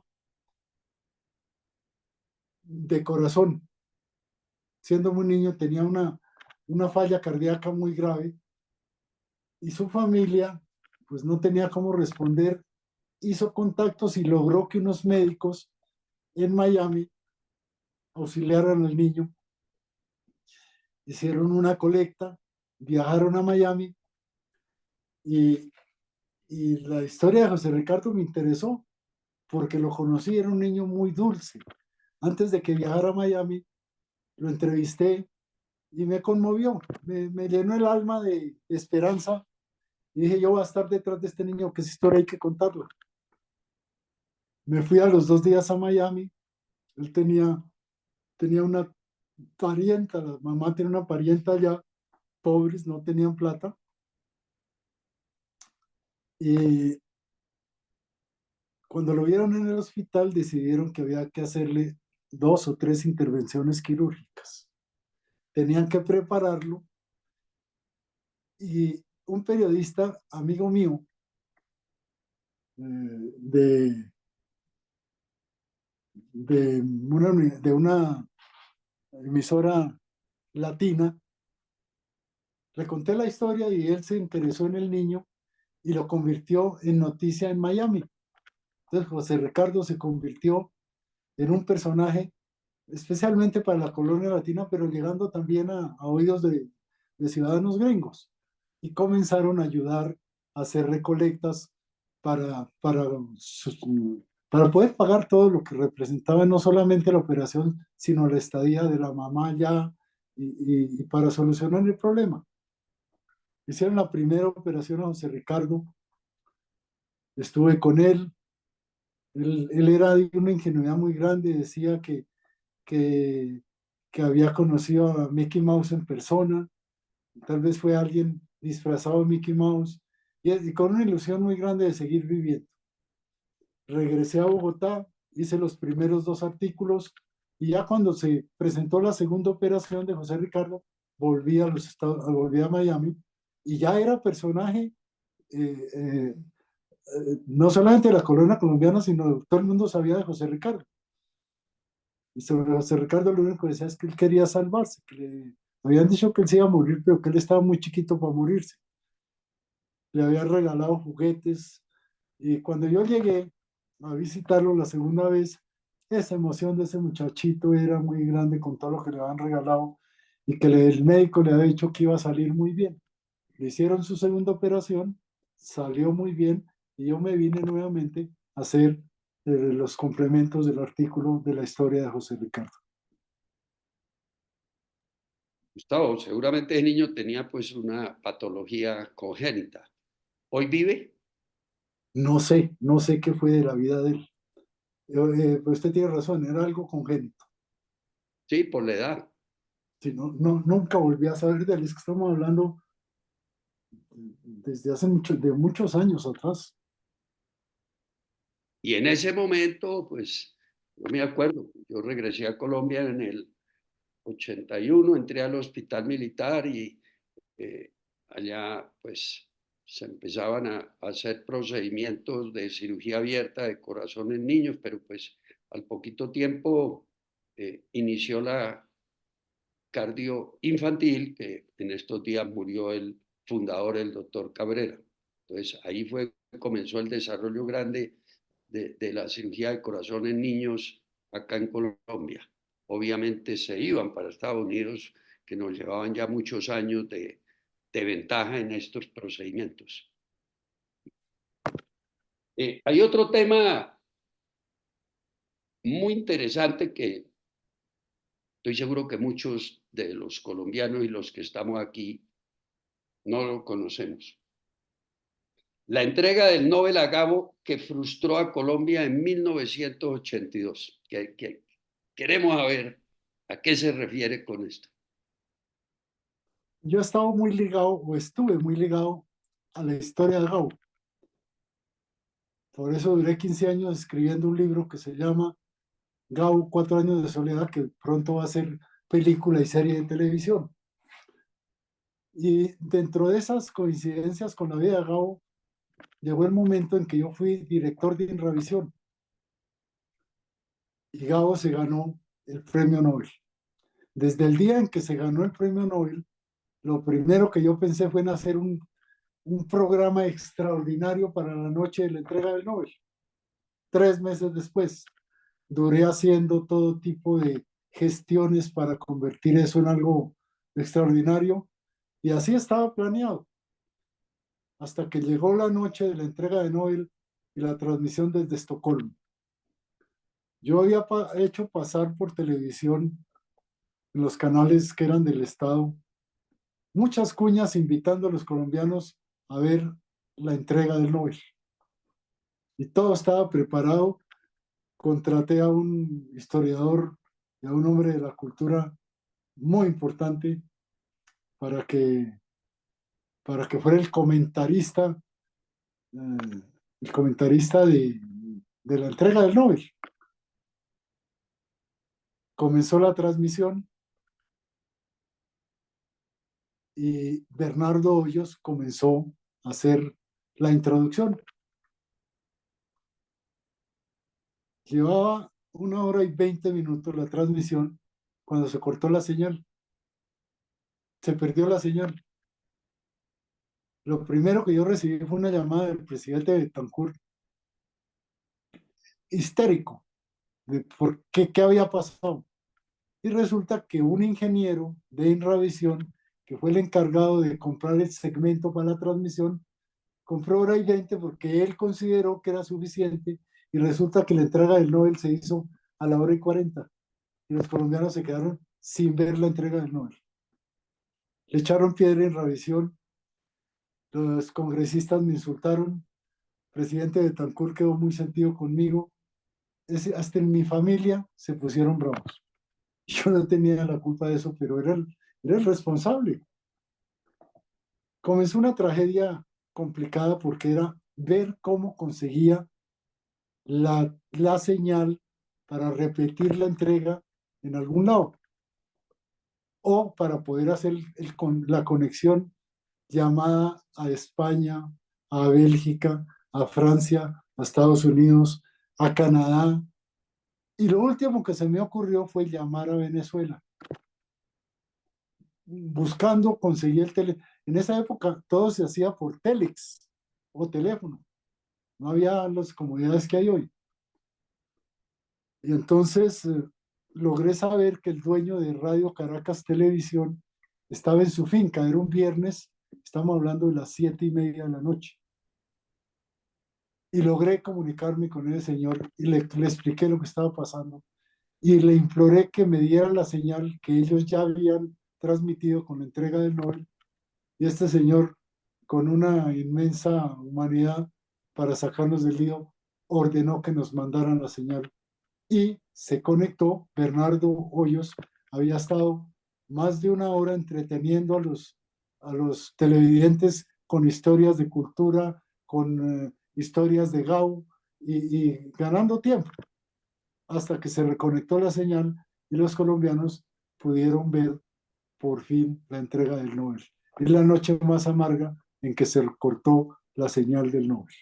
Y la noche más amarga que he tenido yo en muchos años. Qué interesante historia, ¿verdad? Que pues, muchos no la conocíamos. Hay un tema que como colombiano también quiero oírlo y estoy seguro que muchos no lo conocemos. Los milagros inéditos del Papa Francisco en Colombia. Bueno, los milagros inéditos tienen que ver con el ablandamiento de muchos ciudadanos que, que eran fríos religiosamente. Yo conocí unos 3 casos y en él lo relato, pero también un milagro que tuvo que ver con los medios de comunicación. Y es que los medios de comunicación durante el tiempo que él estuvo aquí se olvidaron de las tragedias, se olvidaron del amarillismo, se olvidaron de todo lo malo que sucedió en Colombia y solamente contaron cosas bellas de la visita del Papa a Colombia. Para mí ese fue el milagro más importante que él produjo en el país. Y de eso se trata el artículo. Bueno, mire lo interesante. Aquí hay uno que pues yo creo que nos interesa oírlo. Tras 10 años de injusticia, absuelta María Piedad Mosquera. No sabemos quién fue ella y cuál fue la injusticia. María Piedad Mosquera es una de las juristas más importantes que ha tenido Colombia. Una mujer de un conocimiento muy grande del derecho y de la aplicación del derecho. Pero además, una mujer de una honestidad a toda prueba. Y yo lo sé porque fue secretaria general de Enravisión cuando yo fui director, y con ella logramos desterrar la corrupción del instituto. Pues ella se especializó en salvar instituciones. La llamaban, distintos presidentes la llamaron para encargarla de como dicen vulgarmente, de cacaos difíciles. Y la llevaron a que hiciera,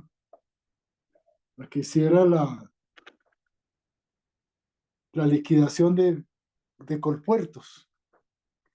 Esta señora llegó a Colpuertos, a donde había gente muy difícil y donde se decía que había muchos peligros al que se metiera en ese tema. Y ella no tuvo miedo y comenzó a destapar todas las porquerías que había, todos los negociados. Y eso, lógicamente, acabó con las ilusiones de algunos, entre otras cosas, de unas pensiones fraudulentas supermillonarias. Y lógicamente se ganó muchos enemigos. Cuando estaba terminando su labor de liquidación, la inculparon. Fueron tan hábiles que lograron que la declararan culpable a priori y la iban a meter a la cárcel y ella se desapareció y durante 10 años estuvo sufriendo una terrible injusticia, cambiando de sitio para dormir, dejando ver a sus hijos, una tragedia terrible. Yo me enteré de lo que estaba pasando, pero también me enteré el día en que la Corte Suprema y el Consejo de Estado dijeron: esta señora no tiene absolutamente ninguna, no está manchada absolutamente con nada. Y le dieron total credibilidad y la liberaron de los cargos. Pero tuvieron que pasar 10 años para demostrar lo que un fiscal delegado eh, quiso hacer con ella para vengar a unos pícaros que que habían hecho un botín en el famoso Colpuertos, historia que conoció mucha gente de todas las cosas que hicieron allá en Colpuertos.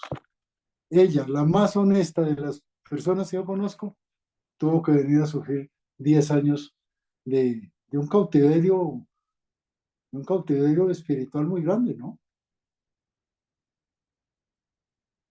Vea todas esas historias que no conocemos y lo interesante. Bueno, yo creo que nos quedan dos temas, porque es justo que descanses.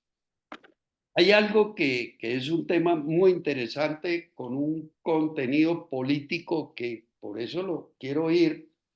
Uno de los dos sí sé la relación por cuál, pero el otro no. Álvaro Gómez Hurtado, 2 puntos. Betancur y Santofimio son miserabilistas.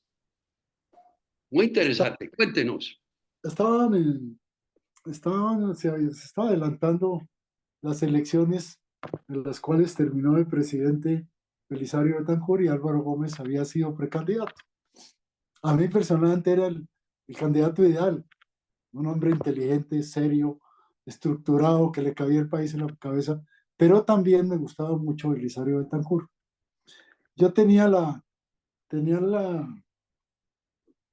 el cometido de hacer los domingos entrevistas especiales con candidatos y con funcionarios del alto gobierno o con funcionarios diplomáticos.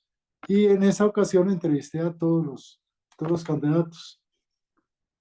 Álvaro Gómez no habló mal de Belisario ni habló mal de Santofimio, que en esa época estaba en una situación muy difícil a la que posteriormente tuvo que afrontar y era precandidato liberal.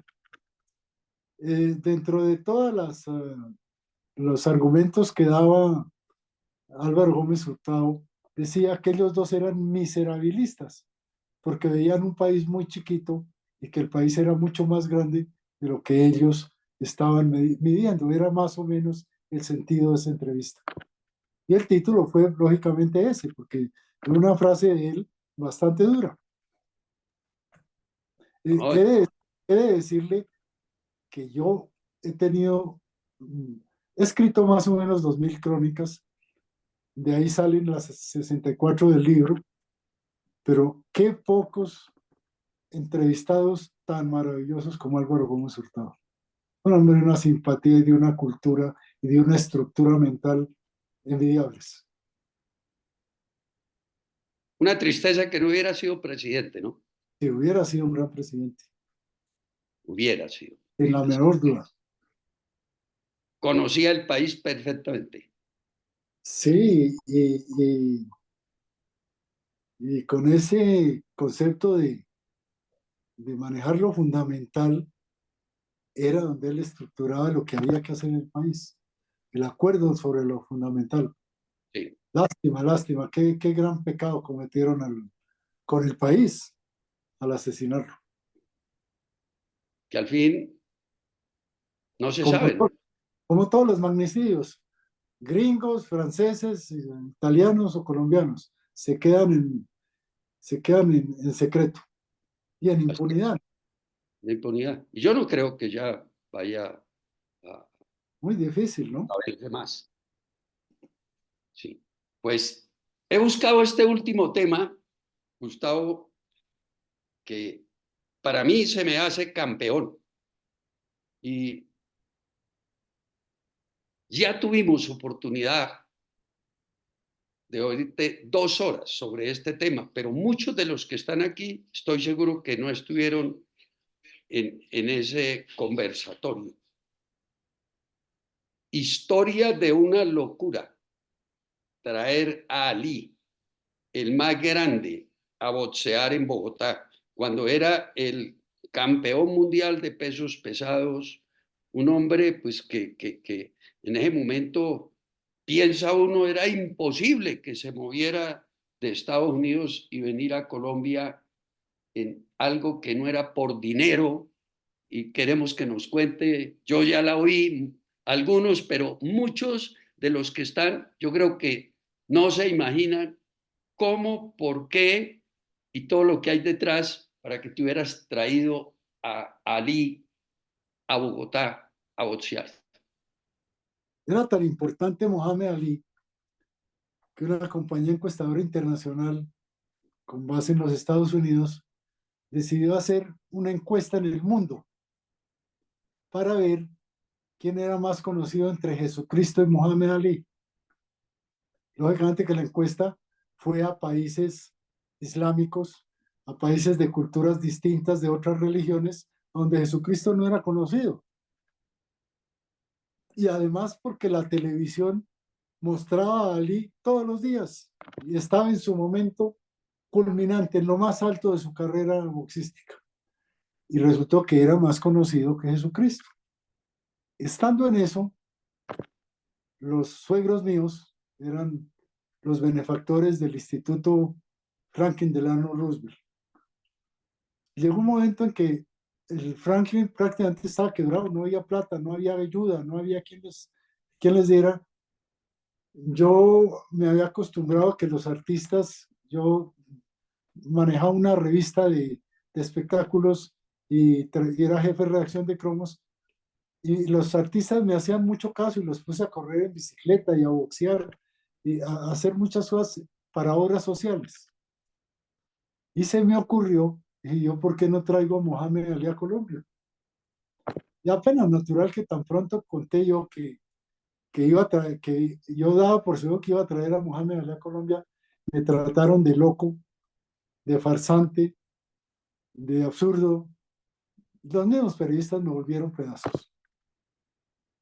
Pero eso no me duró sino casi 5 meses de locura, porque a los 5 meses dejé de estar loco. Hice contacto con un señor colombiano que había sido jardinero de Ali, al quien yo había nombrado corresponsal en Hollywood para que nos mandara notas de los artistas de Hollywood. Y le dije, oiga, usted que conoce a Ali, ¿por qué no me hace un favor? Búsquelo, dígale que lo queremos invitar a Colombia para una obra social muy linda, que este es un país del tercer mundo con grandes necesidades, que Dios le va, que Alá le va a pagar lo que haga. Y cuando yo le dije a Jorge Benjur eso, me dijo, perdóneme, Gustavo, usted está loco, ¿cómo va a llevar usted a Ali a Colombia? No, eso es imposible. Dije, hágame un favor, trate de buscar un contacto con él, que yo respondo por lo demás. Y después de 3 meses, un día me escribió, me llamó, me dijo, tuve oportunidad de hablar con Ali y le conseguí una cita el 27 de septiembre de este año, 1977, que lo recibe en Nueva York después de la pelea con Ernie Chambers, en un hotel americana frente al Madison Square Garden de Nueva York. Yo mejor dicho, me enloquecí. Yo brincaba, gritaba, le decía a todo el mundo, llamé a todo el mundo, pero no me creían. Yo, está loco, ¿qué va a traer usted Ali aquí? Llegó el 27 de septiembre de 1977, viajé a Nueva York a cumplir la cita, tomé una pieza en el mismo hotel donde se iba a hospedar Ali. Él celebraba esa noche la noche de la victoria, porque la costumbre era que después de ganar cada pelea, habría una gran celebración en la suite. Llegué a la suite después de la pelea, Ali todavía no había entrado, no había regresado del Madison. Me atendieron muy bien. Estaba un señor que se llama Sylvester Stallone, un actor de cine, y a mí me importó 5 que estuviera, que yo lo que sí iba era ver a Ali, a mí no me interesaba nadie más, había un poco de personalidades ahí.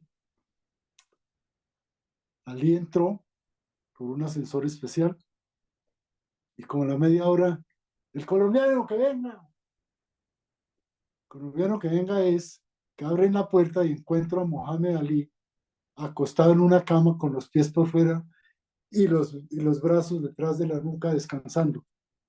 Y se quedó mirándome con esos ojos penetrantes que tenía. Yo llevaba la cámara de retratar en la mano porque siempre había soñado que lo primero que iba a hacer era tomar ojos y no fui capaz. Se me temblaron las piernas, yo me sentí una emoción tan grande que fui incapaz de hacer nada. Me dijo que me calmara, me calmé. Yo hablo muy poco inglés, me defiendo, pero tuve traductor. Entonces le conté toda la historia del Roosevelt. Le llevé fotos de los niños. Yo había tenido, se me ocurrió pedirle a 2 señoras que eran la esposa del presidente del Senado y la esposa del presidente de la Cámara, a cada una carta para Ali diciéndole de la necesidad de que ayudara a Colombia. Cuando él oyó Senado y Cámara, creyó que era como tan poderosa como los Estados Unidos. Y entonces, después de todo eso, de las fotos, todo me dijo, voy a Colombia. Ahí temblé mucho más, se me temblaron más las piernas, la voz creo que no me salía. Y quedamos de que nos veríamos en Miami el día 12 de octubre de 1970, 11 de octubre de 1977 a las 10 de la mañana. Que yo le mandaba los pasajes, él le mandaba los nombres de su comitiva y que venía a hacer una pelea de exhibición, pero no tenía con quién boxear. Y se me ocurrió ubicar a un tipo que se llamaba Bernardo Mercado, el único peso pesado que ha tenido Colombia y que en esa época estaba peleando. Logré ubicarlo cuando le dije de la pelea con Ali, me dijo que valía 10.000 dólares. Y dije, pues, ¿cómo va a cobrar por ir a exhibirse con Ali? Entonces dije, bueno, busco otro. El manager de él supo eso y lo trató de cretino, lógicamente. Dijo, no, me llamó, dijo, vamos a Colombia a hacer la exhibición con Ali. Llegamos al aeropuerto. Antes de venir a Colombia, en el aeropuerto de Miami, la línea aérea que nos traía y que me ha regalado los pasajes era Braniff. En el momento de abordar, Ali dijo, yo no voy. ¿Por qué? ¿Qué pasó? Dije, es que Adel Cadel es uno de mis grandes amigos y está en la comitiva. Y él no tiene, le piden un permiso, no sé qué, y no lo quieren dejar ir. Y si él no va, yo no voy. Ahí se me vino el mundo al suelo. Afortunadamente estaba transmitiendo RCN, la avenida de Alea Colombia. Había un periodista, Marcos Jara. Le dije, Marcos, estoy en este problema, yo necesito hablar con el ministro de Relaciones Exteriores, necesito que lo ubique. Hizo gestiones y por fin hablé con el ministro de Relaciones Exteriores. Creo que era Diego Uribe Barcas, no estoy seguro, pero creo que era él. En el libro está, pero ahorita no me acuerdo.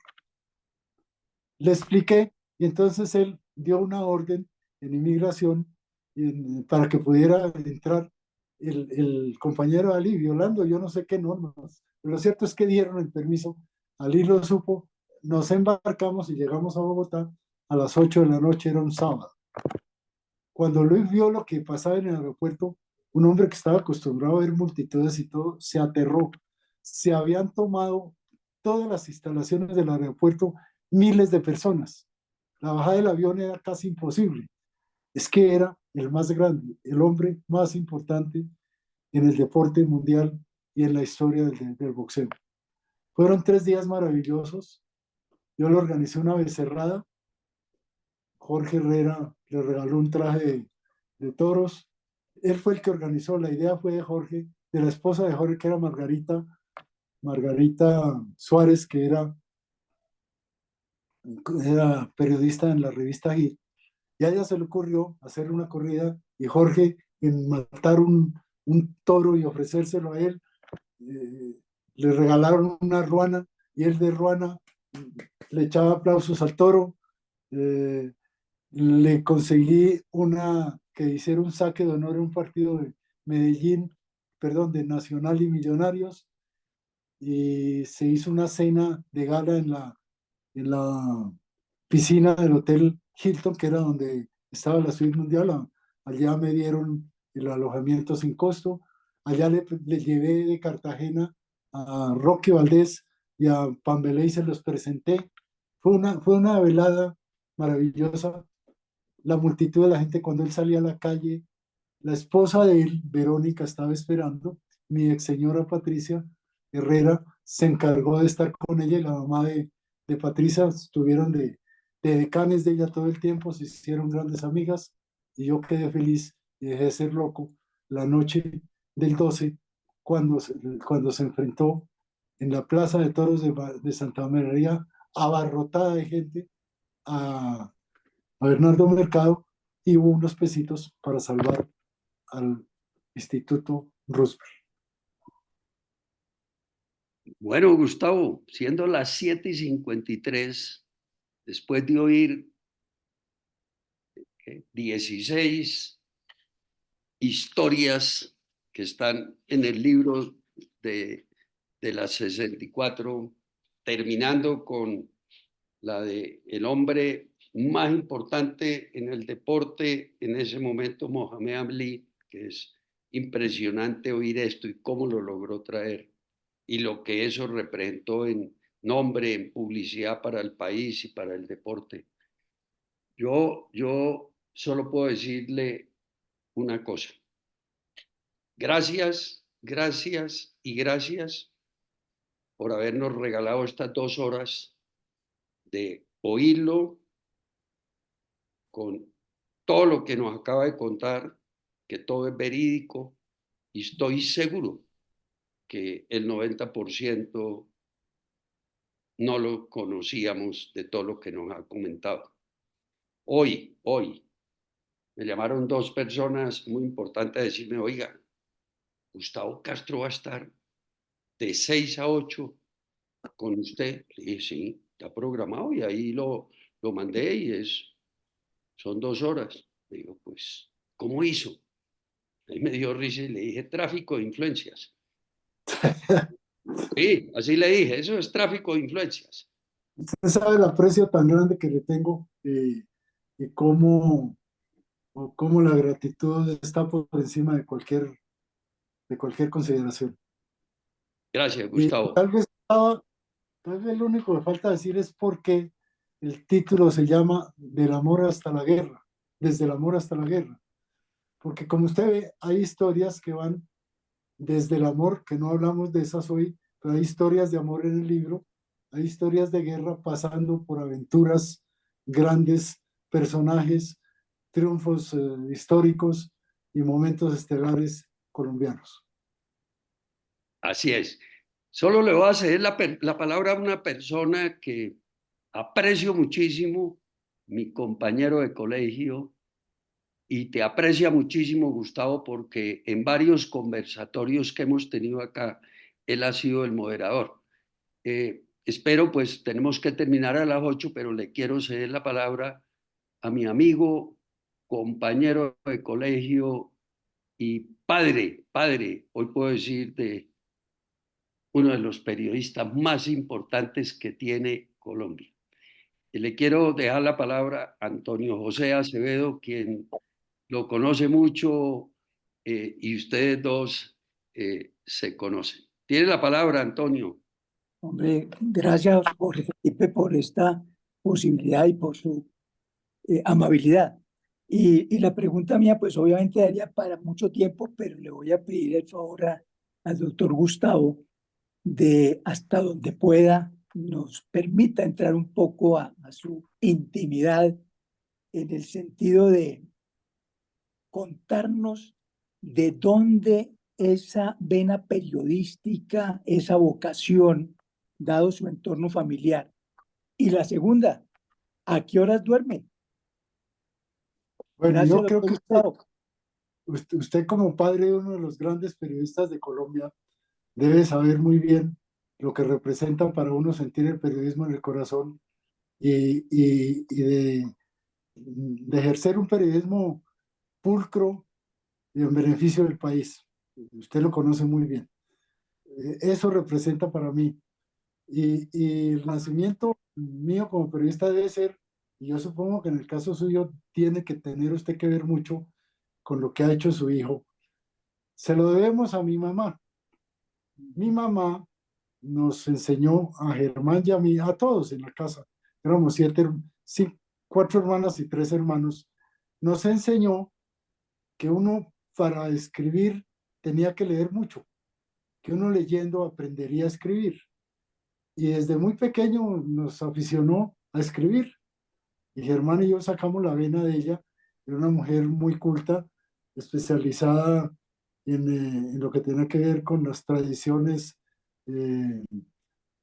las tradiciones históricas de los grandes dioses y de la mitología. Una mujer que leía mucho, que sabía mucho y que quiso sembrar en nosotros eso. La segunda pregunta es, yo duermo poco porque paso mi tiempo dedicado a escribir.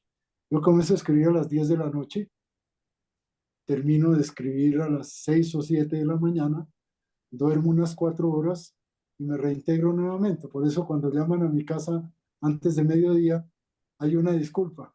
Se fue a hacer ejercicio, está jugando tenis.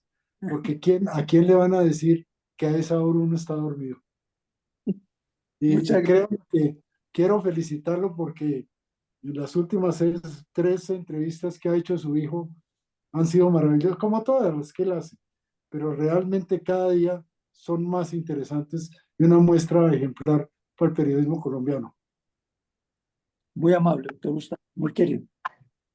Así es. Esta mañana tuve la oportunidad de hablar con Manuel José. Hablamos de temas. Yo con él me escribo y hablamos de cosas que estoy haciendo y escribiendo. Él es un ser especial y está demostrando cómo es el periodismo serio en este país, cómo se puede llevar con respeto, pero diciendo las cosas como son y de frente, sobre Han todo cuando tratado, han, entrevista tra- los domingos. han tratado de imitar su estilo frentero y descomplicado de la crónica caminando, no han No, sí, podido. cierto. Muchas Para, gracias. para terminar, solo puedo decirte algo. Después del Bucaramanga eres mi ídolo. Ah, caray. Muy bien. Estoy hablando de Gustavo. Bueno, no, miren, un minutico. queremos presentar nuestra reunión 216, que es la de hoy en 8 días, que es nuestra costumbre, y hoy nos está acompañando precisamente, por ahí lo vi a Orlando Martínez, que va a ser el invitado. Cris, la ponemos, la diapositiva, para que todos vean cuál es nuestra reunión 216. Está para el 25 de junio a esta hora, 6 de la tarde. La política educativa y el camino a la servidumbre. Quien la va a dictar, que yo les mando la hoja de vida, ya ha estado con nosotros una persona conocedora del tema, Orlando Martínez. Y la moderación la va a hacer un médico académico que también lo hemos oído acá, el doctor Diego Rosselli. Entonces, todos invitados para nuestra reunión de hoy en 8 días, la 216 del Grupo de Interés Cultural y Científico de CECIMIN. Todos invitados, gracias por la compañía. Cristina, gracias por toda la parte logística, y nuevamente no me queda más que agradecerle a nuestro invitado de hoy, y Gustavo Castro Caicedo, y decirle que hay temas que todavía nos quedan por tratar, y le buscaremos este año otro espacio para que nos acompañe, porque nos aprendemos, nos relaja, nos deleita. Ese es Gustavo Castro Caicedo. Entonces, nuevamente, siendo las 8:02, muchas gracias a todos, y bueno, invitados para vernos de hoy en 8 días. Gustavo, muchas gracias. Muchas gracias, doctor Ramírez, por tenerme en cuenta. Muchas gracias. Buenas noches. Estas 2 horitas son las gracias. Gracias para todos. Orlando, nos vemos en 8 días. Bueno, buenas noches y gracias. Orlando Martínez. Jorge, yo quisiera saludar a Gustavo Orlando Martínez. Salúdalo. Gustavo, tal vez usted no se acuerda de ti, pero nos conocimos cuando estudiábamos administración de empresas. Claro que me acuerdo. Poquito tiempo, hace muy Claro poco que me tiempo, acuerdo. pero me acuerdo de usted. Ay, qué belleza. Y con un gran cariño de su hermano, al cual le he leído muchas cosas interesantes. Estuve mirando escuchando muy atento todo lo que decías, etcétera. Me agradó, y como siempre, la persona maravillosa que yo conocí hace un tiempo, cuando teníamos 20 años. Muchas gracias. Y claro que sí me acuerdo de ti mucho. Sabes Okay. que cada uno coge un camino y uno nunca después sabe qué pasó con los grandes amigos. Ok, Gustavo, un placer haber estado contigo, y nos vemos todos, Jorgito y todos, el próximo 25 para esta conferencia sobre educación. ¿Ok? Ahí estaremos atentos, Orlando, oyéndote. Bueno. Desde ya puedo decir la calidad que va a ser esa reunión, lo que vamos a aprender y lo que nos vas a decir. Muchas gracias. A todos, Doctor Antonio, a descansar. Muy Gustavo se buena sentará a Muchas escribir. gracias por todo. Gracias. Antonio, muchas Muchas gracias. gracias. Gracias, Jorge. Bueno. Felipe. Hasta pronto. Adiós, luego, doctor Jorge. Gustavo. Estén muy bien. Hablamos un día de estos. Bueno. Gracias. Buenas noches.